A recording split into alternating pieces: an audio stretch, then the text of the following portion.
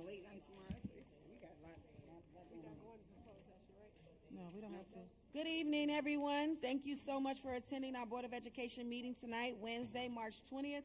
It is now 6:30 p.m. and we will be tend to fight, the students that tend to have emotional breakdowns, those that are maybe academically lower performing. So we already know those students. So we would like to not only work with students that are struggling in those areas, but also those that may be high performing, because even high performing students sometimes are dealing with anxiety and dealing with other issues where they need to build courage. And through our program, we're able to reach every child, regardless of where they are when they come in. So no matter who comes in, by the time they leave working with us, they should see a change, their parents will see a change, they will feel a change, and then when they go to school, that change will show in the classroom, and not just in the classroom, wherever else they go in the community.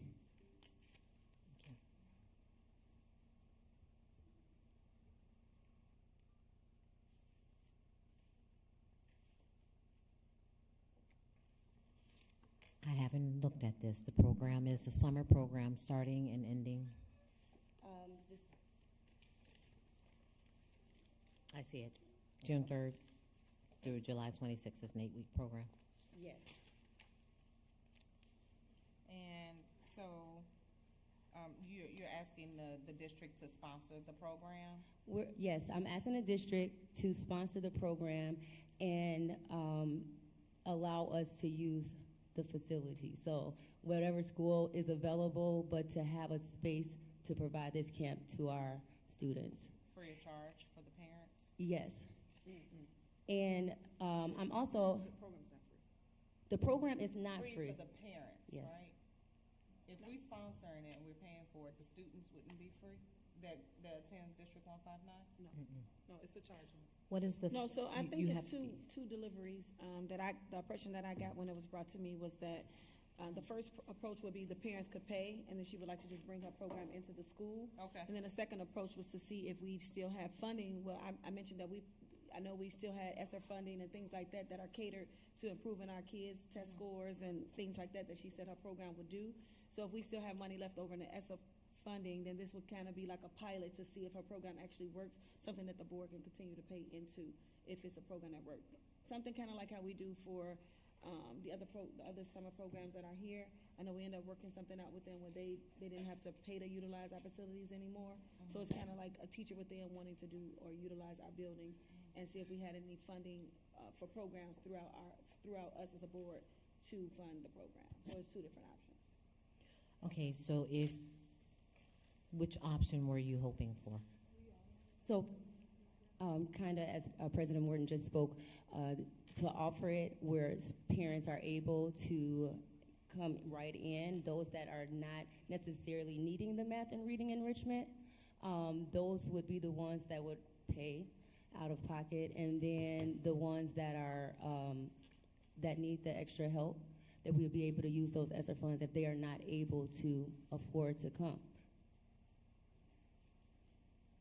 Okay, so this is actually kind of simultaneous with summer school too, right? When Yeah. summer school ends June 1st, the first week of June? It starts the second week, right? Yeah, so our program, we have several programs that run. We have ESY, we have Summer of STEM, we have our enrichment program, and then we also have a music program. It's the same programming that we have every summer. Okay, so my question is, our summer school is a 4-week. Yes. So I'm just not getting the dates right now. So our 4-week program is starting and ending when? Starts in, Mrs. Fields, can you pull that up? She's pulling up the actual dates. It starts right after school starts, so it's like the next week. And how many students? It's different programs. So ESY is one program. That's for our diverse learners. And then we have the music program. Last year, I think we had about 40 kids. And then we have the Summer of STEM. And then we have our enrichment program, which our math and reading enrichment program depends on students who are in our Tier 3, We don't know that yet because we have to have the last of the NWEA testing, which we will have next month.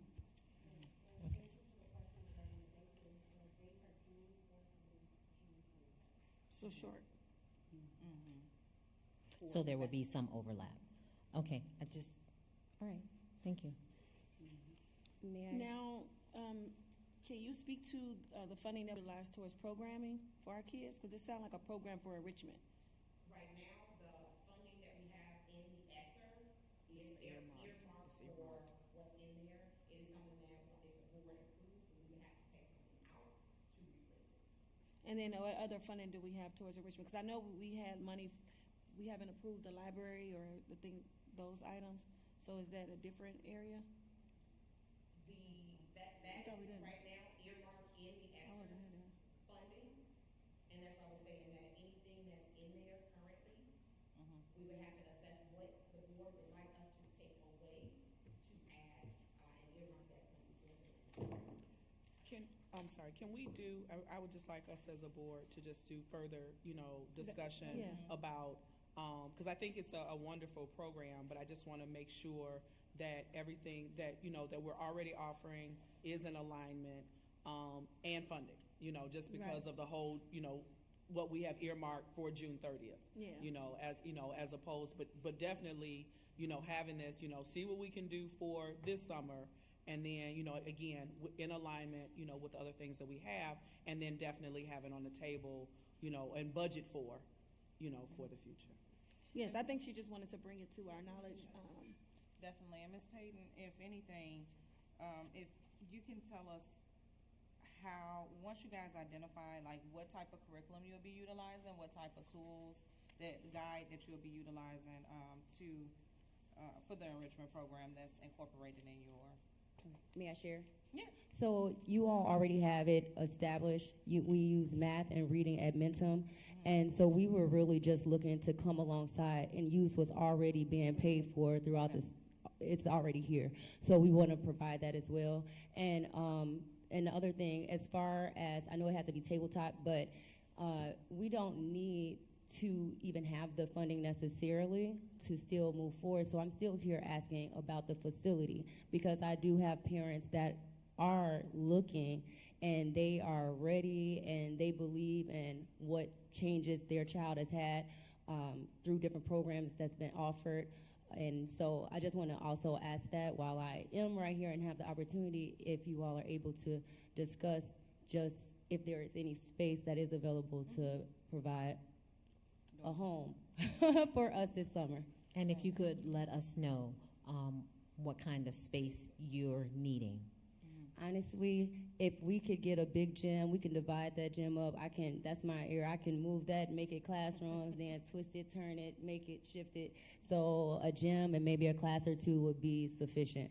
We're looking to do a pilot of 50 children that are in the district. And the reason why we're calling it a pilot is because once they have their NWEA testing, we'll know what it is at the end of the year. When they go back in the fall, the school, the teachers will be able to take that data as they test and see where they are when they come back in comparison to where the other students are after a long summer program.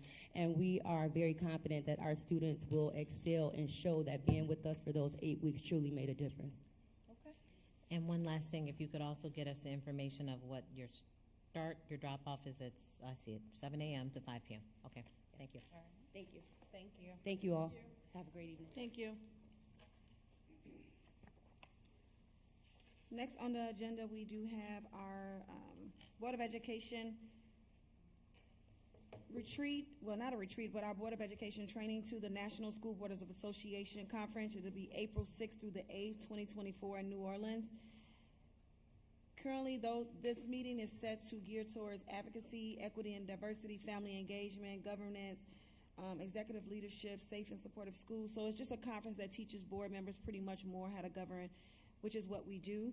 So that is, the next conference is set for April 6th through the 8th. Board Policy 2.125. Don't have that one in front of me. I don't have that one in front of me, but I'm assuming that this is supposed to be one of our first or second reads. Is that what that is?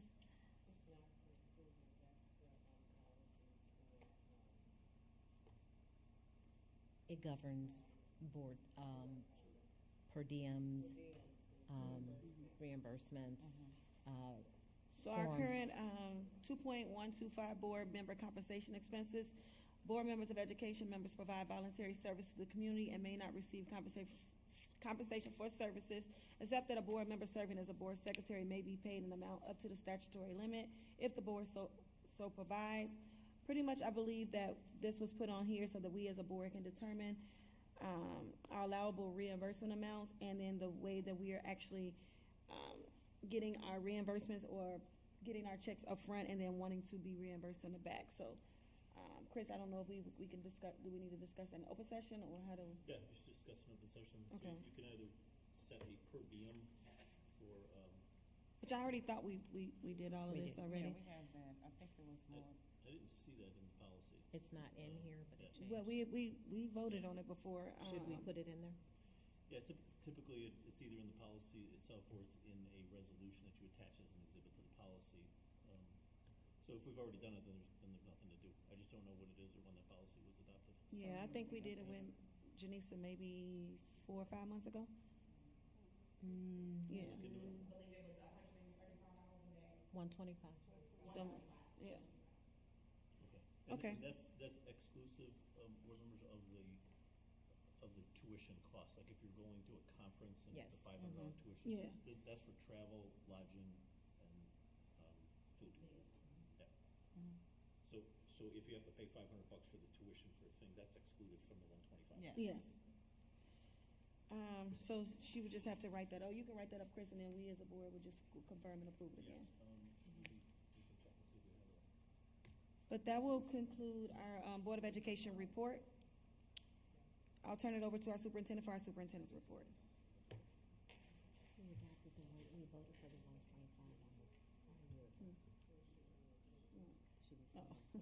All right, greetings, everyone. So we're going to start off with our Harriet Tubman Courage and Service Award. One of the things that, since I've been the superintendent here, that I've really been working with my team and with our board is making sure that we are celebrating and we are elevating and making sure that our staff, our students, and our community members really understand how important it is that we work as a team, but also that recognition of people's work and what makes our district great. So one of the things we did was we changed the Pulaski Day. It was in March, and instead we thought it was more in line with what we believe in, is that March 10th is actually Harriet Tubman Day nationally, and it is known that she was born and died in the month of March, which was kind of apropos for March being Women's History Month. And in that spirit, we created an award, and it's called the Harriet Tubman Courage and Service Award. It was created in 2024 to recognize and celebrate the American abolitionist and social activist for her powerful narrative of taking control of her destiny and ultimately forging a path for others. Her work and values remain a guiding light to many to continue onward, and no matter how difficult the path ahead. The award recognizes anyone in our school community, so anyone can be nominated in our school community who exemplifies our core values and understand that we rise by lifting others. This award will be presented annually at our March Board of Education meeting in connection with the observance of Harriet Tubman Day on March 24th. March 10th. So today, we have our first awardee, honoree, and I would like to have her come up. And I would like to actually have Mrs. Etherly come up because she was the one who nominated her. So, Mrs. Etherly, please come forward. And Mrs. Toinette Weems, congratulations. So, I'm going to let Mrs. Etherly is going to read her nomination, and then I will present her with her fantastic award. Come on up here. Good evening to our school board, Superintendent Dr. Brunson, district leadership, administrators, and community members.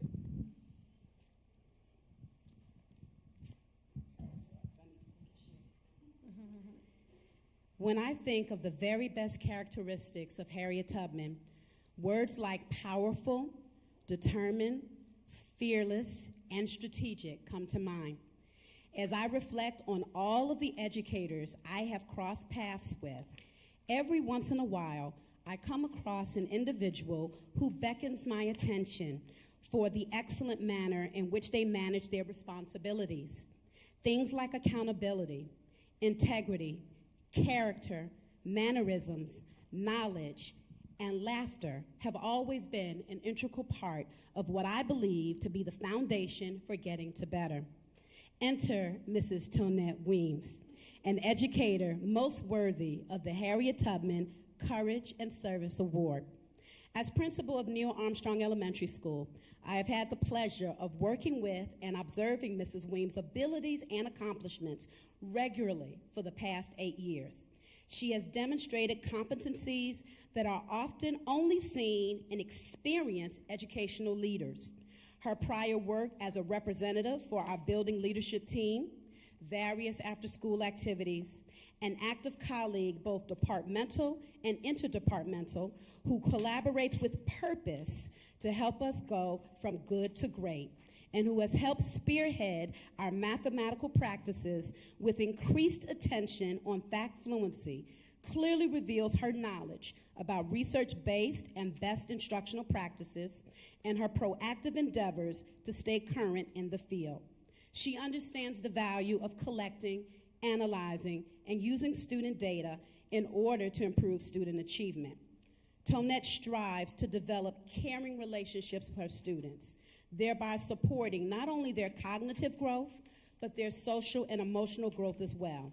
She excels in her organizational and managerial responsibilities and has an incredible work ethic. She is by far the most highly requested and sought-out teacher at Neil Armstrong Elementary School. What is most noteworthy is witnessing her leadership capacity to encourage those around her, including me, to recognize and call out bias and ill-perceived perceptions that has the detrimental power to alter reality, thus creating false narratives. Kids are our business. How can we relate to one another? The stories we tell one another about each other can either uplift the culture and climate in which our students learn or grow, or it can undermine their journey towards college and career readiness. Mrs. Weems, in the words of Assistant Superintendent Fields, calls a thing a thing. The execution of her words and her deeds are always in alignment for what is best for our students. Mrs. Tonette Weems is honest. She is resolved. She is powerful. You are determined. You are fearless. You are strategic. She is most worthy of the Harriet Tubman Courage and Service Award. I thank you for your consideration as it relates to this nomination. With Astro Pride, Sharon Spears Atherley.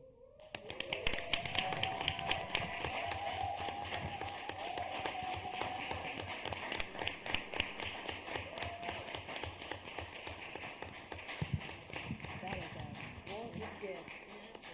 Oh, that's gorgeous. That is beautiful. That's beautiful. I'm taking one. That is beautiful.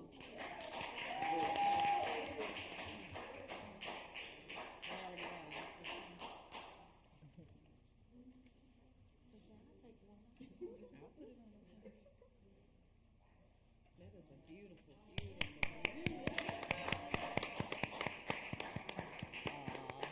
That's so nice how they came to support us. That is gorgeous. When I say that's beautiful, that's gorgeous.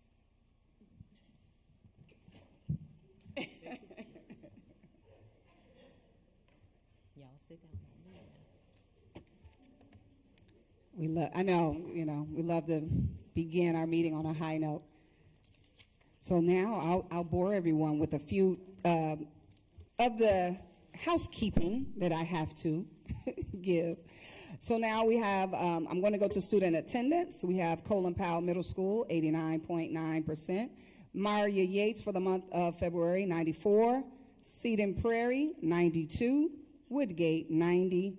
Woodgate Pre-K and Early Childhood, 85%. I'll go to the disciplinary summaries for February.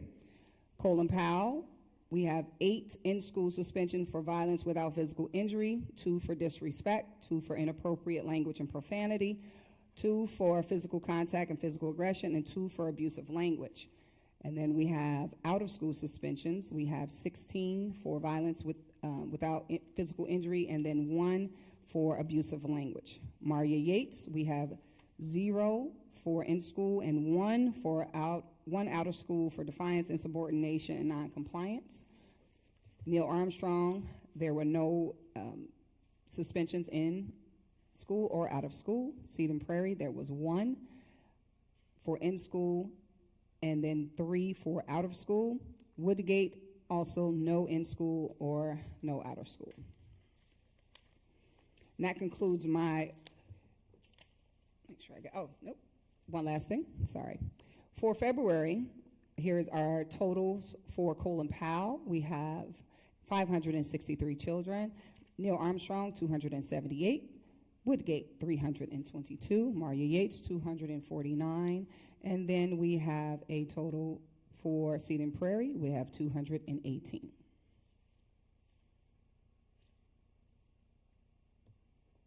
The next is the tuition waiver policy. The board will be considering this evening voting on allowing our staff members who would like for their children to attend our schools free of tuition. They will make that determination. It is a policy that we may adopt, and today the board will make a determination on whether or not we will adopt that policy. Does the board have any questions? Yes. So we were saying as far as what the parameters would be yearly up to 10 students. So basically it's a first come, first serve basis for our staff. If pre-K or preschool for all would not, those spaces will only go to the community. And also students will attend the schools in which their parents are teachers, except for middle school. If they have elementary school children, they would go to the lowest enrollment schools. So those would be the parameters for if the Board of Education shall decide if they want to adopt that policy. Are there any questions? Just repeat the last one. Which one? The lowest enrollment. So if you have a middle school, if you are a middle school teacher, but you have a child that's elementary school age. Okay. Mm-hmm. Okay. Makes sense. So the next on the agenda is a revision to the 2023-2024 calendar revision. Mrs. Fields, can you come forward and tell our board, inform them of it? I provided the information, but just in case they have any additional questions. Good evening, board and community. The revisions requested for the calendar are simply to replace the January 12th Teacher Institute Day that did not take place due to inclement weather with the last day that is scheduled, which is the 31st of May. So we are replacing the 112 day with May 31st to make up for the missing Teacher Institute Day.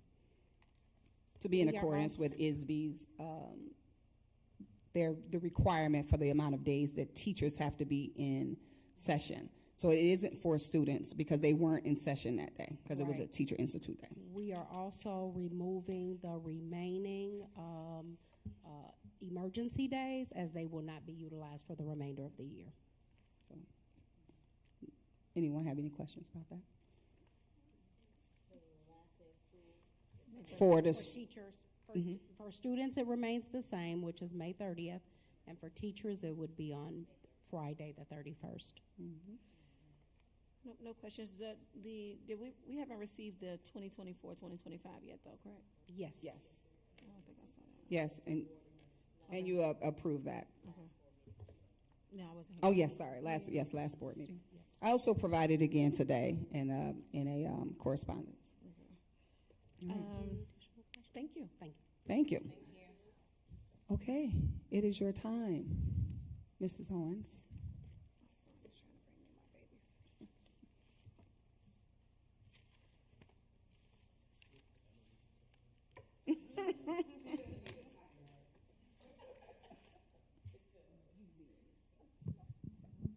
Good evening, Board of Education and our ESD 159 family. This evening, we have a couple things that I don't have a whole lot, I promise. But we do have guests here this evening, and they are a part of the business services presentation, but I would like for our guests to come up first. So if we could go with the annual investment report with Dr. Rob Grossi. And then after him, we will have our lease proposal, and that will be presented by Anthony Marinello.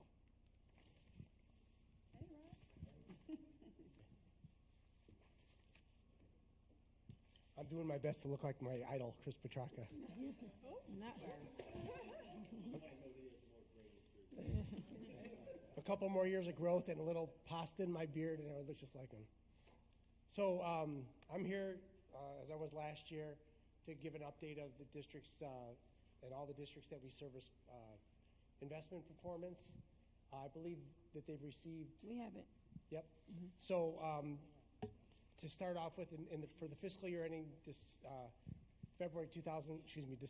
June 30th, 2023, the pooled funds managed by the Bloom Township Treasurer's Office generated $10.2 million in interest earnings to the 20 school districts we service. With an average portfolio size of a little over $700 million, this translates into a cash basis return of 1.46%. On June 30th, the pool had approximately 480 different investments and CDs in 40 different banks around the country. District 159 earned approximately $570,000 during the fiscal year, and it comprises about 5.3% of the total pool. So I'm going to spend about 2 minutes on interest rate movements and the economic outlook. So what we can invest in is not exotic. We can invest in stocks. There's an Illinois Public Funds Act that limits what we can invest in to the safest of investments, which makes sense. And because of that, because our investments are relatively short in nature and they have to be safe, our interest rates pretty much move with what the Federal Reserve does. So the Federal Reserve has two goals when they set interest rates. One is to try to keep inflation at 2% or lower, which means that they want a slower, under that they want a slower economy, but the other is to make sure that the economy is robust, that we have full employment. So they try to manage the two. So when the economy is doing really bad, they will lower interest rates to try to get people to borrow money, to buy houses, to take out loans and stimulate the economy. And when inflation's really high and they need to bring inflation down, they raise interest rates like they're doing now, and raising mortgage rates and everything that try to slow the economy down. So it's a balancing act. So I've been doing this for a long time. The last 4 years has been by far the craziest cycle in my lifetime and in the history of interest rates. So just a real quick summary. In March of 2020, COVID hit. And if we remember, when COVID hit, unemployment jumped to 15%. Basically nobody was working, and unemployment was very high. The economy came to a grinding halt. So what the Federal Reserve did is brought interest rates basically down to zero. So during those periods of COVID, our interest earnings and interest earnings of all school districts were basically zero. Then we get out of COVID, the economy starts growing aggressively. The trillions of new dollars that the federal government pumped in through the money that we got and corporations got and everything like that, that pumped up the economy. And there was this the supply chain issue, because people were demanding product because the economy was building, but there was no product available because people weren't really working yet. So as a result of that, we had inflation, historically high inflation, as we know about. So if you turn to page 5, I don't know if it's on the screen or not. It doesn't have to be. So page 5 is a historical trend in inflation, and as you know, because you're considering the tax levy every year, inflation was the highest it's been, I believe, just about ever, at least since 1980. And so the Federal Reserve, consequently, if you turn to page 4, has been raising interest rates. So that's what we're benefiting from. So now interest rates are going up, and that's why in the years that we were at zero, interest earnings were very low, and now they're starting to go up. So again, last year the district earned $570,000 for the entire year, which was way more than the previous year. Already in the first half of this year, we're at that number. So I expect interest earnings for your district to continue to grow.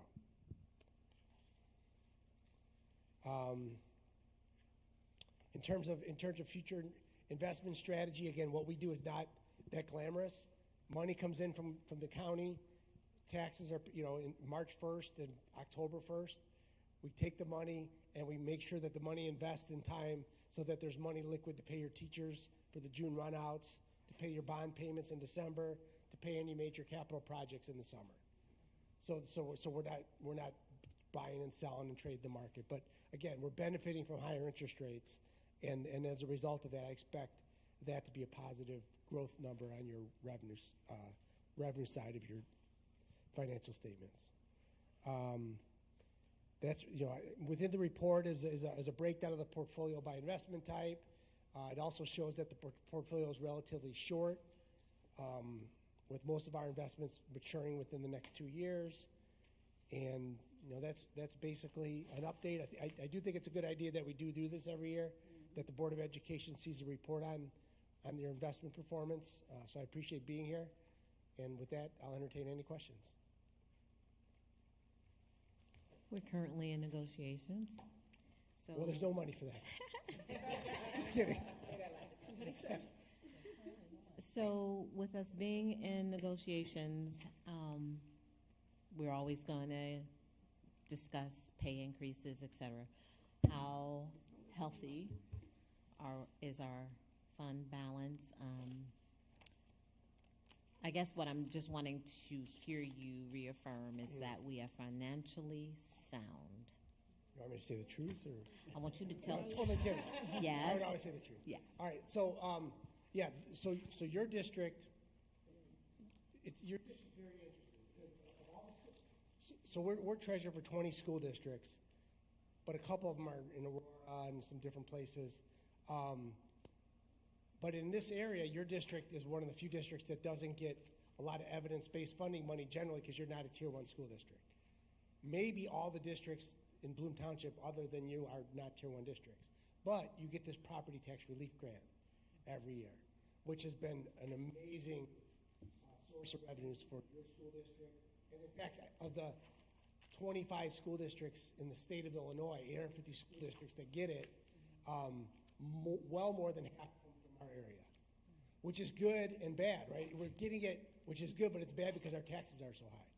Because we don't have a lot of commercial industrial property to pay for our services, we're relying on our residents, not a lot of tax base, so we have to have a high tax rate to pay for our teachers and administrators and everybody else.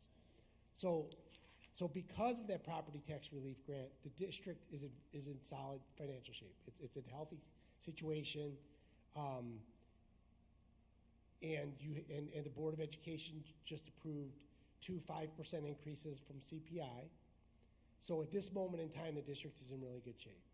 And I expect that to continue, but recognize that with inflation going down, so now when your Board of Education approves your tax levy this December, the CPI is going to be 3.4%, where it was 5% the year before. And with the Federal Reserve's objective of 2%, and they just announced today they're planning on cutting interest rates 3 times in 2024, that should bring inflation. They believe their inflation is coming down. So what I'm saying is that your revenue growth down the road is likely going to be lower than it has.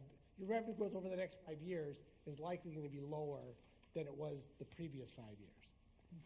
You got a lot of ESSER money that helped your district, and also all school districts benefited financially from COVID. Because of that extra ESSER money, plus it's cheaper to educate virtually than in person.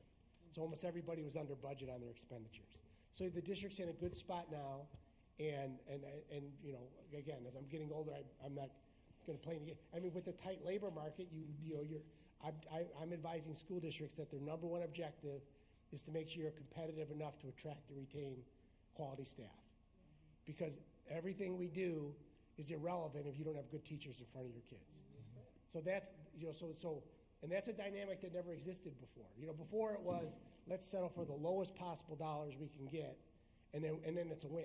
Because there were 20 people applying for one position, right? 60. Yes. 60. Right. But it's a different world now. You have school districts poaching other school districts, which never happened before.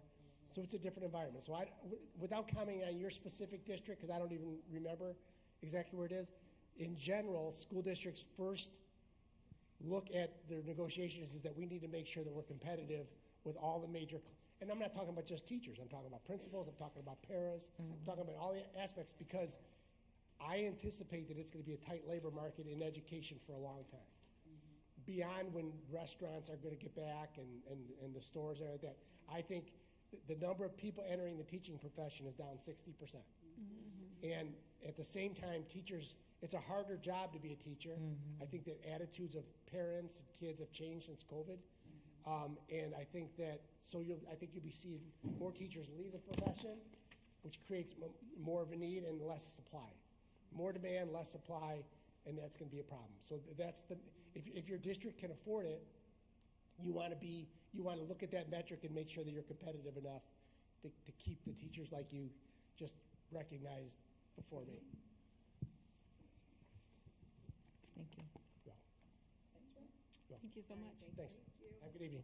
Yes, please do.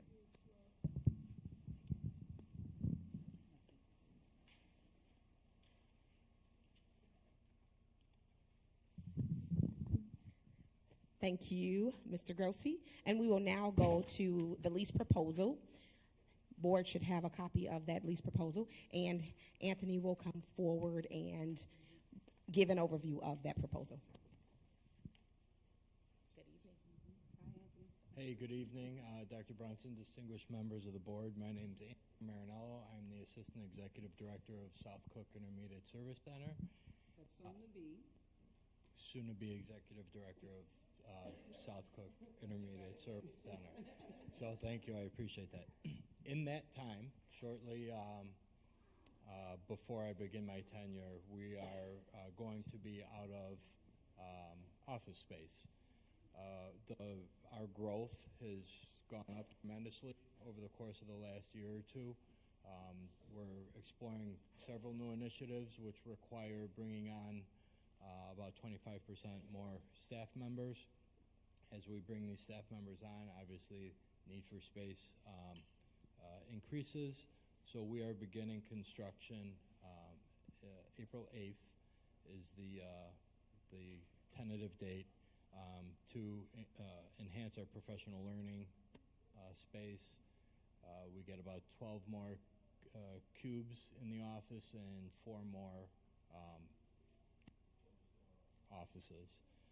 So that being said, we've been scouting the Southland for an appropriate place to move our staff. That's why I'm here. My boss, Dr. Kinder's assistant, actually drives by the district office every day and said, hey, what about that building? When I began my tenure at the regional office, that was one of the first buildings that I ever went in. I was part of a family and community engagement initiative long ago. And I thought that was a beautiful building. I thought it was a brilliant space, and we still believe that. So in your packet is the proposal. for a 6-month lease with the option to extend on a month-to-month basis if construction goes sideways, knock on wood. And I'm here to answer any questions you may have.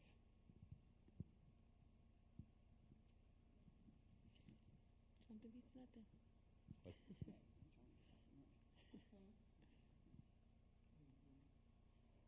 No questions. I think it's part of being with the school anyway. It's a good idea to bring money into our district, if you ask me. We're not doing anything with it at the current moment. The one thing that we did not discuss was if there was going to be, is it at a cost or No, it was a cost. it is at a cost?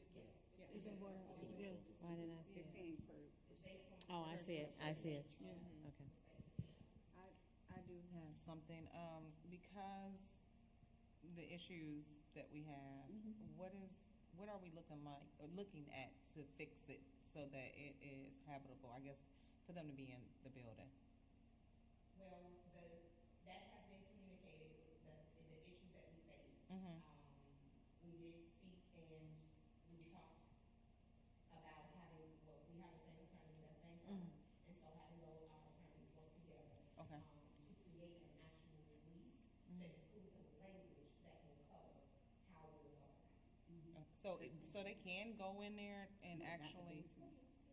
We've been maintaining the building, and we have equipment. Oh, okay. I thought it was, Yeah, okay. we have equipment in the basement to take care of all of Okay, I it. just want to make sure the upstairs and it's that fine. there, the purification is safe for them. Okay. That's all I had. Thanks for looking. So we'd like to, if we can, come to a mutually beneficial agreement. We'd like to move in sooner rather than later, time being of the essence. So if there's anything that comes up in the interim between that official lease and right now, please let us know because we'd be willing to negotiate so that it works out for both parties. I have one last question. Yes. So I do see something in here with a potential to purchase. Is that an interest that you guys have? That's an interest that I have. I thought we couldn't sell it. Again, I love that building. I think it's a great working space for the staff that we have. So after staying in there for 6 months, should we decide that we just don't want to leave, I would like to make that proposal Okay. if possible. All right, thank you. So I have a question on that. In the event that it is sold, is there any thought around like preserving, the status of it being like a They have district? to. 150? Okay. Yeah, and we'll be required to do that, and then any change. I know it's a difficult building to kind of market because you have to keep with the standards of historical preservation and whatnot. But as it is right now, I think it's a perfect fit for our needs. Thank you. All right, thank you very much. Thank you, Anthony.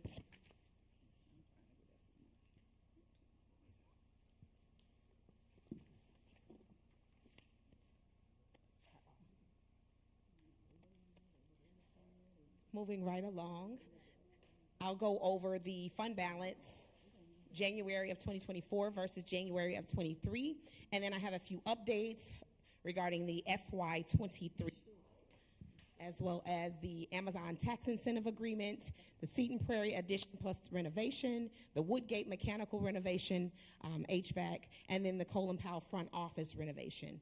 And I'll give you an update as well regarding the food service RFP.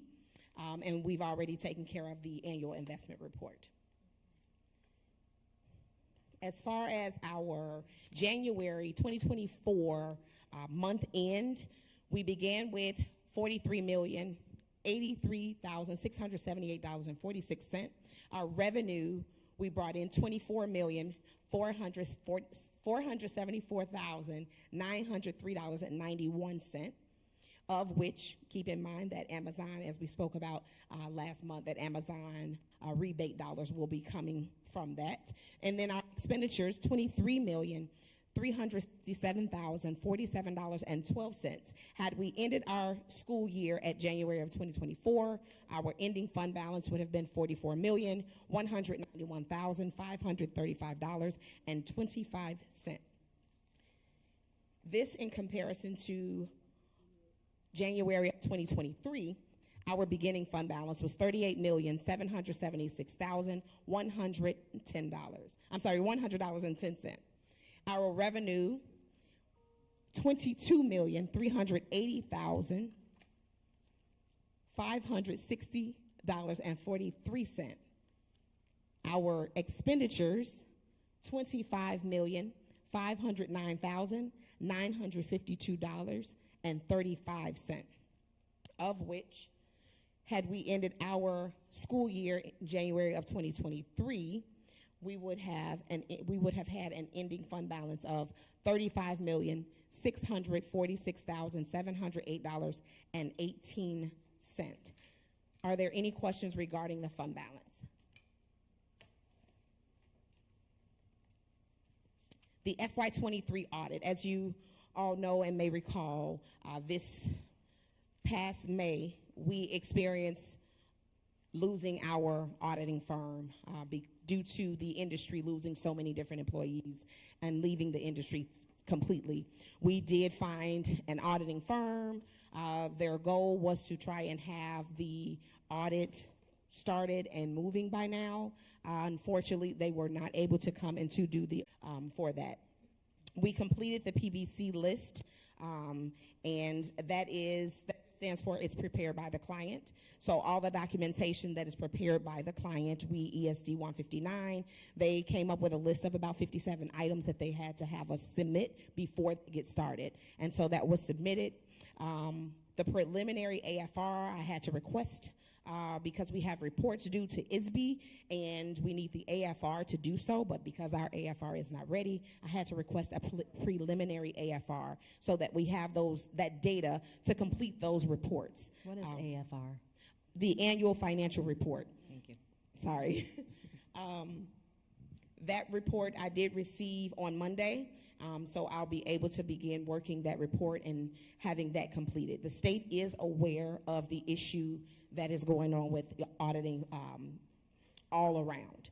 So they do have a provision already set for the late annual financial reports and statements that will be submitted. Estimated date of completion, I've been trying to get that from the auditing firm. They have not been able to give me a date of when they estimate that they'll be complete with the audit. Are there any questions regarding that update? No, can you go back one screen? Sure. Please? The tort immunity, what is the $75,000 expense there? On January of 2023, Oh. 24? 24? Okay. I will look into seeing exactly what the tort immunity, what the expenditure was for, but offhand, I don't know exactly. I do know that we had a case, and we had to. Is that the young lady who, son, But the I pre-K thought, student? I'll have to look into to see exactly which case this goes to. because I thought we were only paying the insurance portion, which was 1/4, so that's why I don't know. The kid who, IEP services. We'll just wait. Thank you. So I will make note of that, so that way I'll be able to provide pull the actual expenditure, so that I'll be able to give you that exact information. Thank you.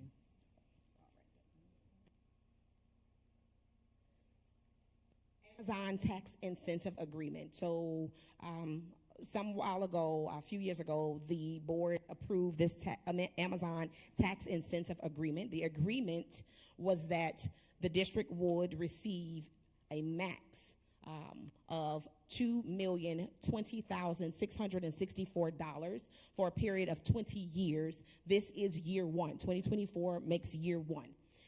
This max is not guaranteed. It is more of a ceiling based on when the value, the property is assessed, and then the rate applied, and then the tax payer receiving their tax bill, paying that bill, and determining how much the difference is from what the agreement is.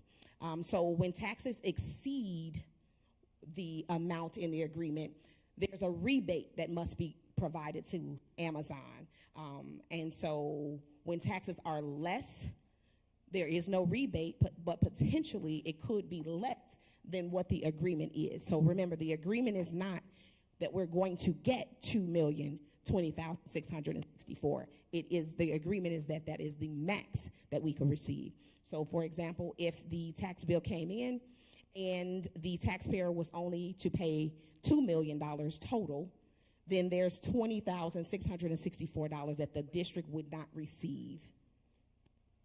So as it stands, I'm waiting on, the agreement also states that Amazon is to submit to us their tax bill showing proof. However, I had to work with our attorney to pull the data, because the actual tax bill, just so that I can have an eye on it, because I could not find the location. So the PIN number that is listed in the agreement is not the PIN that they're paying on. And so they may have split their property. I'm not sure what happened, but they're supposed to notify us before that happens. The notification did not happen, but Attorney Izzo was able to find the PIN that they're actually under and pull that tax bill. So now I do have the actual PIN number, but the tax bill that they actually paid $4,827,852.73, of which we must rebate $2,807,188.73. This you will see once they provide us with their documentation. We'll be able to provide that rebate to Amazon, and our fund balance and our expenditures will show that amount. So we're going to see that decrease. So it's a 20-year agreement. Yes. Let's say Amazon decides after 10 or 15 years that they're done working out of that facility. They would still be responsible for taxes even if they aren't using the facility? Yeah, but the tax rate might be different. So we're still getting money, though? We're still receiving, yes, we're still receiving our money. So this is our first year in the agreement, but the second year receiving funds. So we've received the total of $4.8 million. We've actually received that. So in our fund balance, we show $44,191,000. Because we have received the total $4.8 million. So once we pay that rebate, this number is going to decrease because our expenditures will show that we've paid out that rebate to Amazon. So we get the full thing and then we pay them back? Correct. Okay. Correct. Any other questions regarding the incentive agreement? But they wouldn't come here if we didn't do that agreement, I remember. Correct. Capital project updates. So just wanted to give a brief overview. For the Seed and Prairie addition and renovation, I hear the Seed and Prairie addition, but we're actually having renovations to our classrooms, 3 classrooms as well. So the original bid amount was $3,999,750, of which we have expended to date $589,567.06. We just recently received our pay application too, so it was too late to add it, but it'll be on the next board report. We also are in the process of selecting a team to go over the furniture so that we can select the different items. And I know, Senate, we spoke about making sure that we have our students on this team so that they have a voice in the selection of the furniture that they will use. Woodgate mechanical renovation.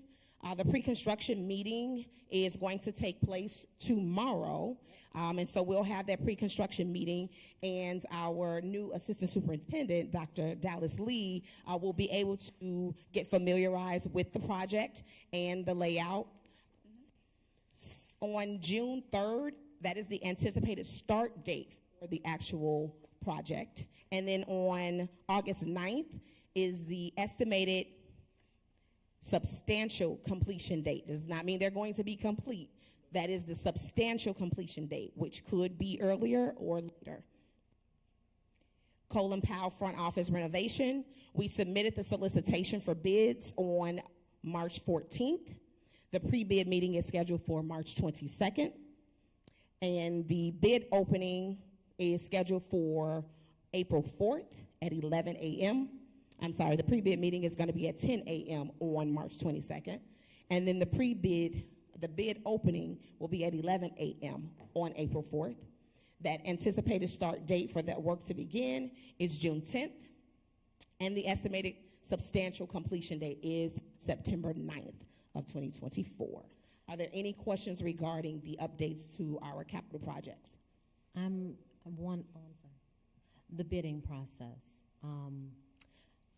We've been required to take the lowest bidder, which has kind of handicapped us when we're trying to diversify. We haven't been able to diversify and use businesses of color. I would hope that we don't have to continue with that. And so I guess my question is there leeway in this law where if the bid is within a certain dollar amount that we can grant it to someone who is not necessarily the lowest bidder but is a company of color? We need diversity here. We're just not getting there.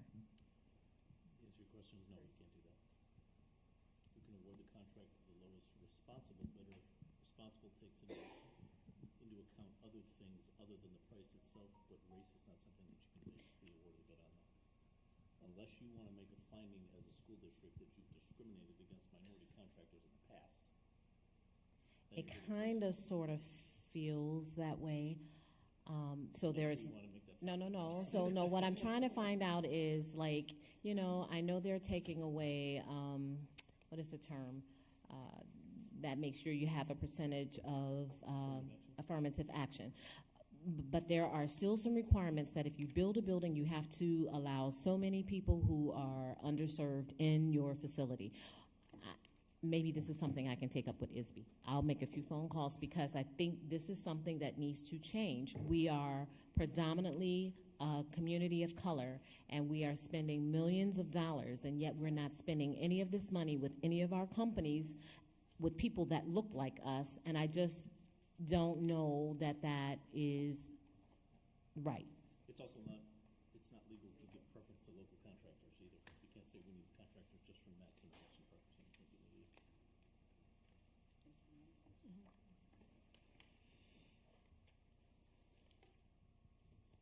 Are there any other questions regarding the capital projects updates? Question for the Colin Powell front office renovation with that estimated substantial completion date. We will know the plan for registration, opening school, what that'll look like because the office, that's over a month, for that time, right? Yes, and that will come closer to, so once we have the bid opening, thereafter, we'll know when that pre-construction meeting is, and that will give us a better timeline of exactly when they anticipate taking care of each part, when the move-in can happen, because sometimes the move-in can happen, but there may be some fixtures that still need to take place, so technically the project is not complete. But we will have all of that information after the pre-construction meeting. You're welcome. Any other questions regarding the updates for capital projects? Neil Armstrong, do we have an idea when we're going to be able to approach their HVAC? Because right now we're just looking at Woodgate. Right, correct. The mechanical projects, renovation projects for the other two schools is for next summer's project. And so we'll be preparing for, after the completion, we'll be preparing for the solicitation for bids for those projects. Okay. Thank you. Are there any other questions regarding the capital projects updates?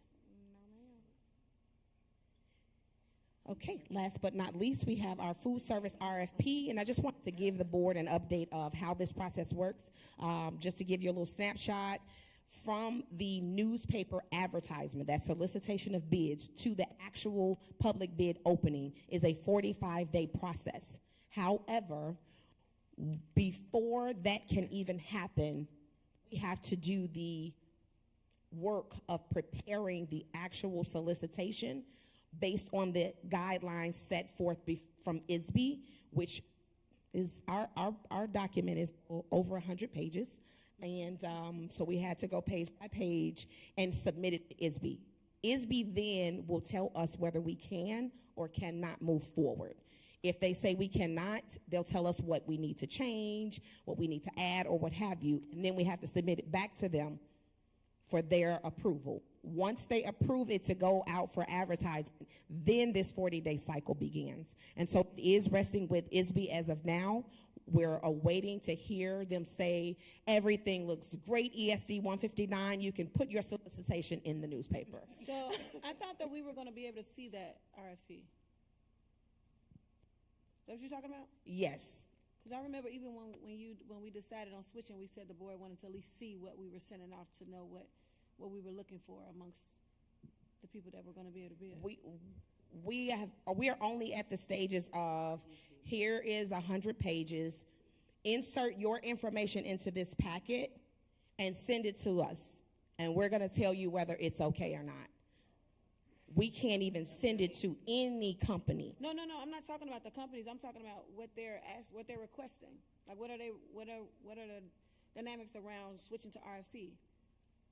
Well, I'm not sure if, because I did the presentation and explained the difference. We went over. No, I understand that. I'm saying this $100 page that you have to send back to them. What is it? That's what I'm asking. It is the actual. So when we go out for other projects, we have to put in the project exactly what we're looking for. Right. So that's what I'm saying. For our food service program. In this, the state already gives us the baseline. There's information that we have to change, like put your school name in there. What date do you want to start? What are your policies? We have to pull the school policies and insert those policies. It's not a lot of area that we can create, but we will send you the package. We'll send the board. We were just going to wait for the ISB to tell us whether this was acceptable or not. I know that I asked about this because Blondine's school kind of was thinking about going the same way, and I was informed that you're able to put some of your own ideas or the things that you want for your district as a governing board, that we are able to say, okay, this is some of the things that we want to make sure our students have. So if this is that application that they were referenced in, and we haven't seen it, I would like for us to still know about it and be able to put some input in on that. Absolutely. If it's the same application, because if it's what she has, I spoke to some board members and they said that they were a part of what direction do, as a whole, not just us, but what is it that we want our students to have as well. So I just want to make sure it's the same thing. That's all. Sure. Mm-hmm. We'll send that document to our board members no later than tomorrow, and we'll make sure that you have a copy. We initially would have liked to solicit March 15th, but we have not heard back from the state yet. So the dates that you see are just showing you what our tentative layout was. It was for the award to be approved by the board May 15th. So at this point, we're probably going to be looking at June. But we'll see how long it takes. The state tells us, give us about 30 days. But typically, they do kind of get back with us before then. But we will submit it to the paper, to the newspaper of general circulation, and then we have to wait for 10 days, 10 calendar days. And then after that, we'll have our pre-bid meeting, and then that RFP pre-proposal meeting or presentation. And then 35 days later is when we can actually do the public bid opening and have all those proposals due to the board. And so this is a 45-day process, and we will once again submit as a matter of fact, if I'm not mistaken, if you click on food service RFP, that is the actual RFP.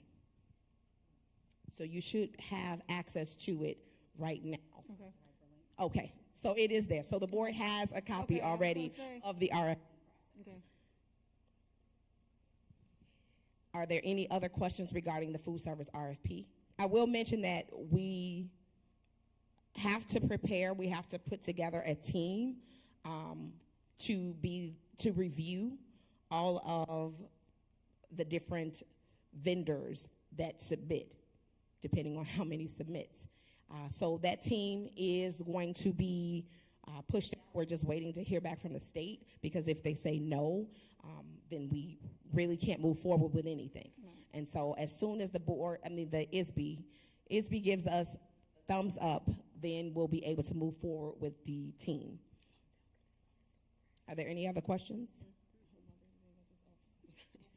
No.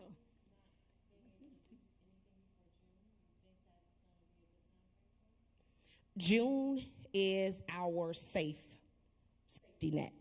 I say that because the current contract ends in June. So we need to make sure that we have somebody so that they can begin July 1. And so the goal was to be a month ahead, but we're looking like we're going to be just on target as opposed to ahead of the target. Any other questions? No, ma'am. This concludes my report. Thank you. Thank you. She said something about one was updated. They look the same. All right, so that concludes the report for the superintendent. At this time, I make a motion to approve our motion agenda for March 20th, 2024. It is now 7:42 p.m. Roll call.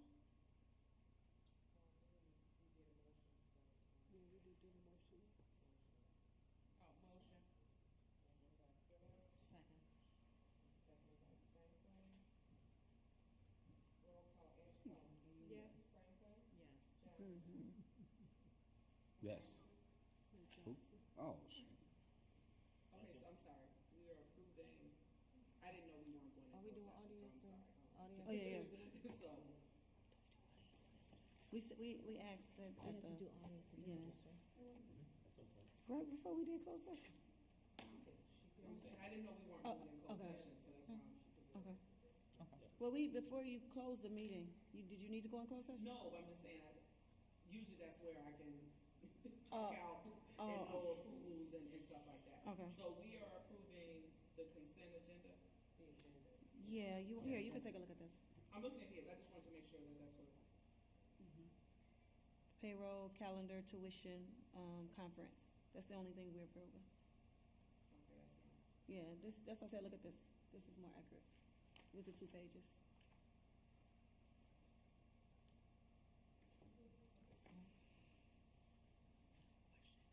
Okay, don't we usually, I'm saying, because usually we read this out, so that's why I'm just like, what are we approving?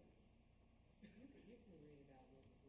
Yeah. I always still read it out. I didn't say nothing yet. We just making a roll call just to be able to go through this. I didn't do anything yet. I thought what was the roll call to approve the consent agenda? No, the roll call is just so that I can go through the consent agenda. We do a meeting, call to order, then we do roll call to see who's here, then we do the consent agenda vote. But I haven't done it yet. We don't need a roll call. Okay. Actually, if she made a motion. So she was just actually just making a motion. For the roll. Approve the agenda. Right, that's what I thought she said. But I didn't go. So she didn't go through the consent yet. Okay, got it. We're just doing roll call. Yeah. Is that correct? Yeah, that's, yeah. Johnson, yes. Okay, thank you.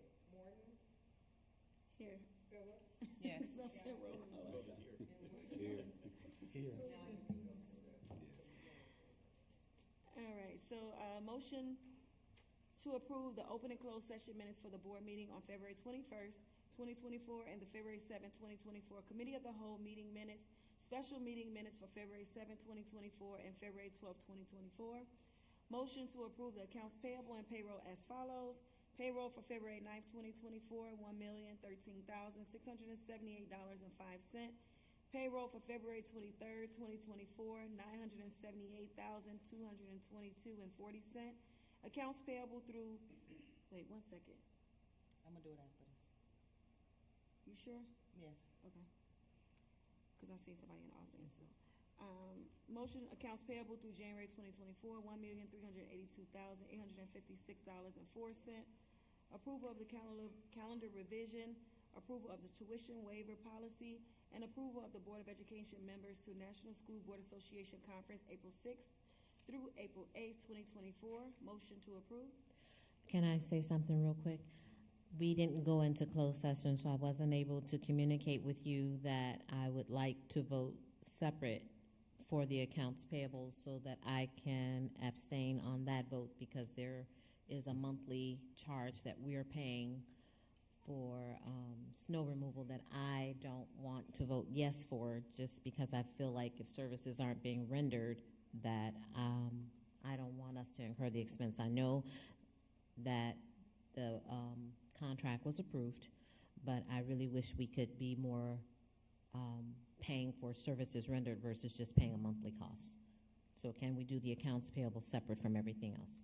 Sure, so motion approved, 1, 2, 4, 5, and 6.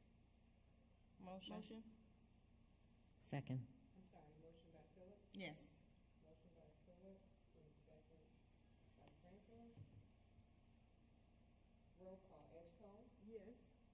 Yes. Yes. Yes. Yes. Yes. Motion to approve 3 accounts payables through January 2024, amount $1,382,856.04. Motion? Motion. Second.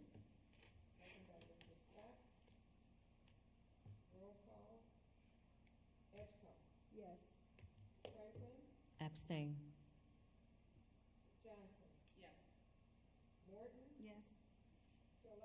Yes. Yes. Yes. Yes. Motion to approve certified staff employment, Patricia Green, hire long-term substitute at Cedar Prairie, and Michael Sawyer, non-renewal ELA teacher at Colin Powell Middle School. Motion to approve of salary lane advancement for Yashandra Moody, salary lane advancement instructional assistant, Colin Powell Middle School. Motion? Motion. Second.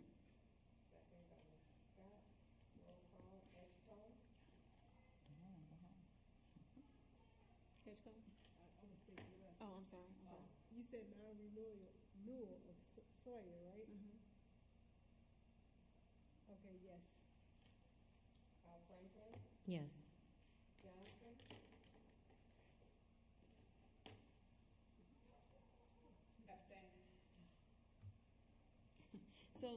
So just for your reference, guys, in the beginning when I say there's no need to go into closed session, right? And then if anybody says, no, I would like to go in closed session, I won't go on. We can go first to closed session and then come back out. So I was under the impression when I said that nobody wanted to go to closed session. And when you said that, I was just like, oh, somebody made that decision. I didn't know, like, Yeah. I just assumed, right, that it was Yeah, an no, option. we- I was like, oh, like, when was this decision made? We decided, That we were going into closed session, so. yeah, because I thought we decided as a group that if there's no need to go in closed session, we would just stay open. But I thought we would at least discuss that if there was nothing to discuss. Okay. I asked, that's why when I said that, and nobody spoke up. No, told them. I actually meant to tell you, but it was at the very beginning, right after that I wanted to vote separately. I did have that discussion with Jennifer, but I didn't tell you. Okay. Okay. You can always speak up, though. We can always go into closed session. Ms. Johnson, do we need to go into closed session to discuss that Yeah, non-renewal? Regina, because- do we need to go in closed session to discuss the We non-renewal? can always go back in closed session. I don't want you guys abstaining, making our votes when we can just discuss it and then come back out. That's my concern. I want you guys to just make your rightful votes if you want to talk amongst, and then we can. Okay, so then do we need to continue this vote, or can we do audience to visitors and then come Yeah. back and go into closed session? That's okay, right, Chris? Yeah, so you have a motion pending right Yeah, we now. have a motion, right, so we have to go. Well, if there's no objection, we can rescind the motion. And then you guys can go. Okay, rescind the motion to a vote for approved certified staff employment, approval of the salary lane advancement. Yeah, if there's no objection to it, we can just rescind that. Any objections? No objections? Okay, so at this time, it is now 7:49 PM. I make a motion to go into closed session. Audience to Motion to visitors. audience to this, well, we don't have to do motion yet. So we're back in open session.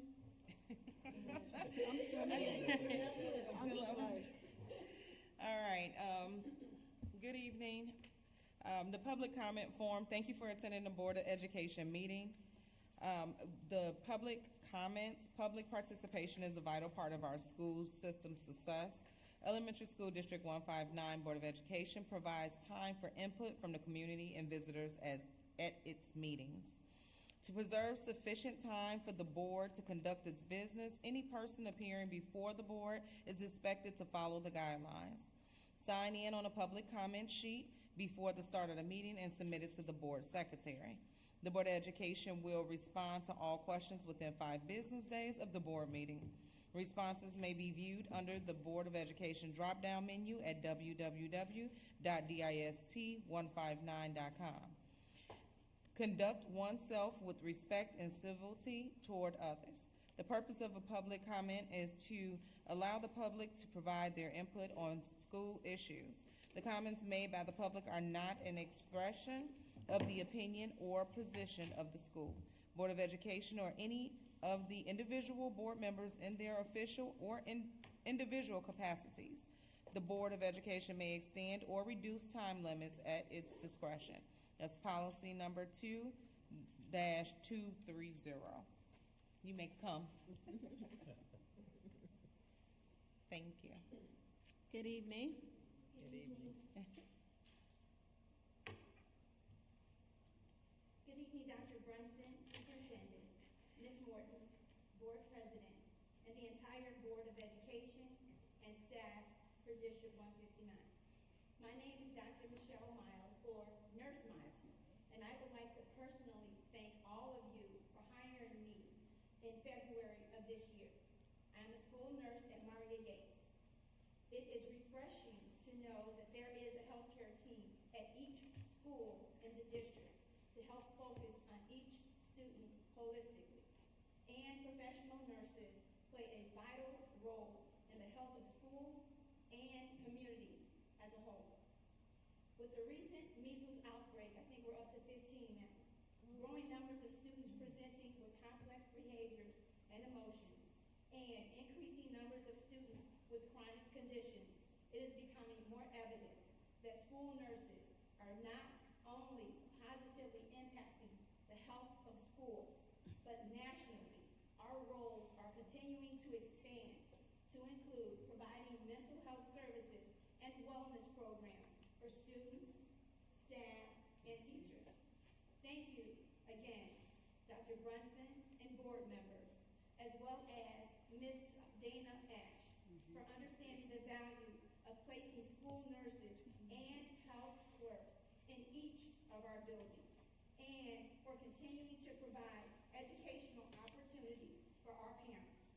I'm especially looking forward to the anxiety and mental health session that is scheduled for next month. And I believe that under this leadership, the district can continue to thrive. Thank you and be well. Thank you. Have a good evening.